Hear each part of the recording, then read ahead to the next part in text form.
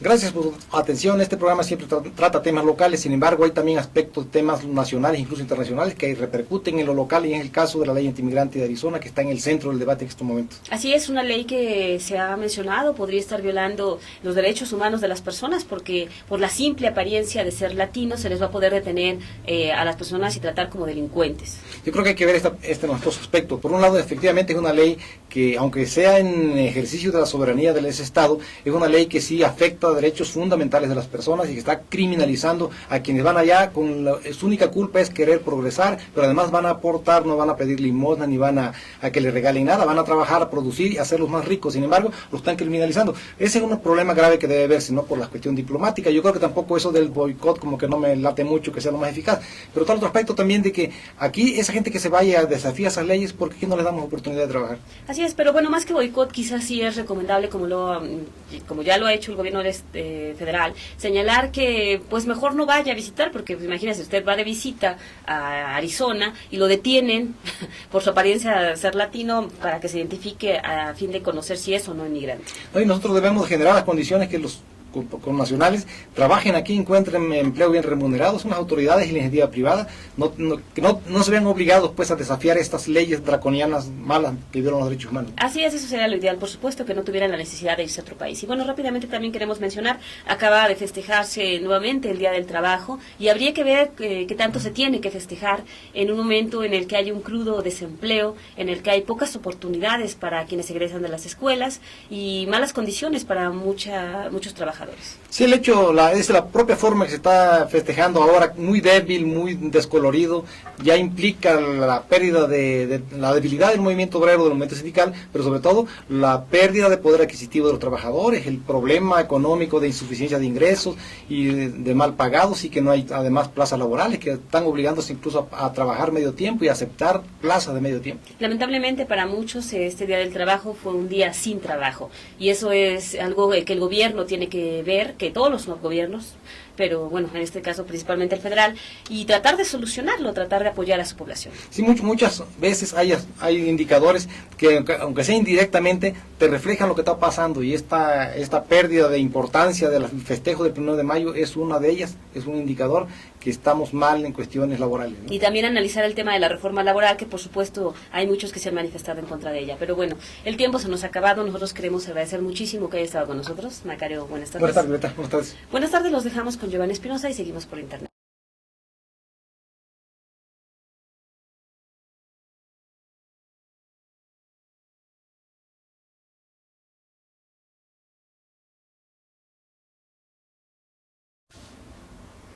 Sí, yo creo que la cuestión de la ley antimigrante es condenable, es reprobable, pero poco se puede hacer porque son leyes de otros países, ¿no? Es decir, de aquí exigirles que rectifiquen no lo podemos hacer, pero sí se puede por los medios diplomáticos quizás lograr proteger a la gente que cruza para allá, ¿no? Además, Arizona son los cruces más peligrosos que hay. Efectivamente, además es donde ha habido medidas muy severas. Hay que recordar que hubo un tiempo en el que había personas que se dedicaban también a disparar a los inmigrantes que vieran pasar como si fueran animales para cazarlos. Y bueno, pues como tú mencionas, la solución sería que este país tuviera las condiciones suficientes para generar desarrollo, empleo, atraer mayores inversiones, de manera que todos pudieran trabajar aquí.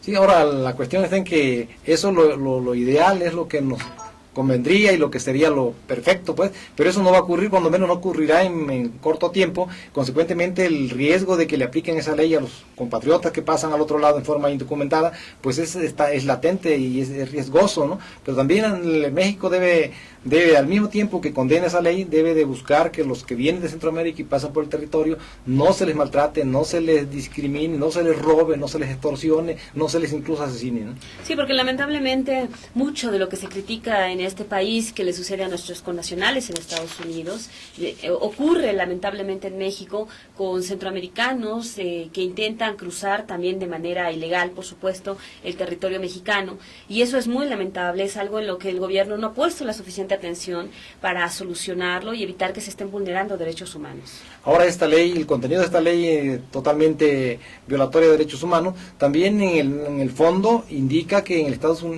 Unidos existen corrientes valores fascistas, casi nazistas, que de verdad deben preocupar, porque Estados Unidos está como modelo de lo que es la democracia, de lo que son las libertades, pero cuando vemos estas cosas, ya en la práctica no es tan real, no es tan ideal todo.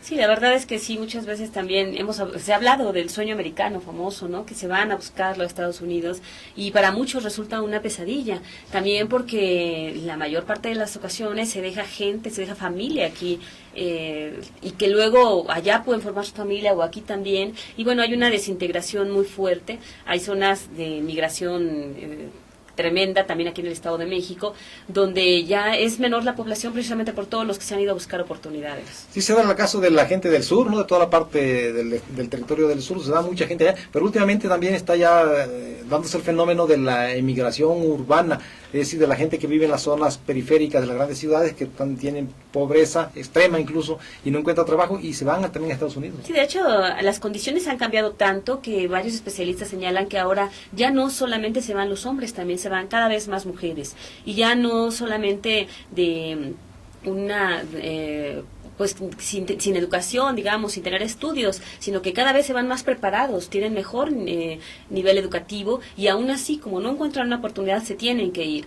Y también otra consecuencia es que al irse, se han ido incluso papá y mamá, o primero el papá y luego se va la mamá, y entonces los niños los dejan a cargo de los abuelos, y ahí también hay una desintegración familiar muy fuerte. Sí, el problema es muy grave, y todo tiene que ver con el escaso dinamismo de la economía mexicana, que no genera los empleos suficientes para que trabajen en las zonas urbanas, pero también el abandono del campo, porque el campesino se va porque se está literalmente muriendo de hambre, ¿sí? Y se está muriendo de hambre porque no recibe los apoyos para que produzca, para que trabaje, porque incluso todo el que se va al otro lado es gente que tiene iniciativa, gente que está dispuesta a trabajar, no es el flojo, pues, como se le dice, ¿no? Y eso es lamentable, que se pierda este recurso, se malaproveche, se desaproveche aquí y vaya a afrontar riesgos al otro lado, ¿no? Y es lamentable que se estigmatice a la gente pobre como flojos que no quieren trabajar, como tú dices, porque piden apoyos y piden subsidios al gobierno, pero en realidad lo necesitan para salir adelante, y como tú dices, están dispuestos a trabajar y pues no se les apoya. Y en este Día del Trabajo que acaba de pasar es algo que se tendría que ver, que no solamente el campesino, aun cuando el campo siempre está en el discurso del político, no hace nada por apoyarlo, sino también hay otros que están todavía en condiciones pues muy pobres, como los mineros, por ejemplo, que yo creo que prácticamente de la revolución para acá siguen en las mismas condiciones, y eso es muy lamentable. Ahí las autoridades tendrían que voltear a ver esos focos rojos. Ahora, aquí cuando se subsidia la producción del campo se le nombra paternalismo, se le sataniza y se le estigmatiza, pero la verdad es que las grandes potencias tienen una agricultura muy próspera, y una agricultura también sustentada en mucho en los grandes subsidios que reciben de las autoridades. Allá se les apoya para producir, aquí desde luego la diferencia está en que aquí se les apoya a los campesinos para que medio coman, ¿no? Y así es, y ni siquiera para el mercado interno no se les apoya tampoco para la exportación, y todavía sí estamos importando, a pesar de ser grandes productores de maíz y, bueno, de otros productos, y cada vez urbanizando más, cada vez comprando más terrenos, de manera que hay menos tierra, y buscando siempre conjuntos habitacionales y lo que se llama desarrollo, que no siempre es benéfico. Yo creo que lo que está pasando ahorita en Arizona debe de conducir al gobierno y obligarlo incluso a replantear las estrategias de crecimiento y las políticas públicas económicas, porque no están dando resultados. Es decir, esto que está ocurriendo, si están expidiendo una ley que viola derechos humanos allá, es porque el flujo migratorio es fuerte, esa corriente es poderosa, y sin embargo se van porque aquí no encuentran condiciones para desenvolverse, para desarrollarse. Nadie abandona su casa por gusto.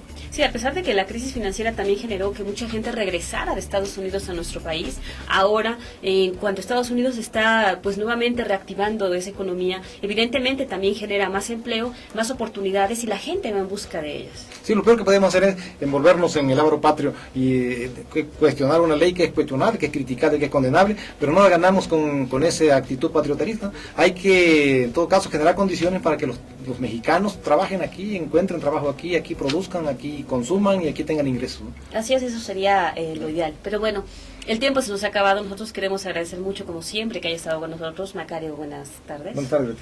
Buenas tardes, y los esperamos la siguiente semana.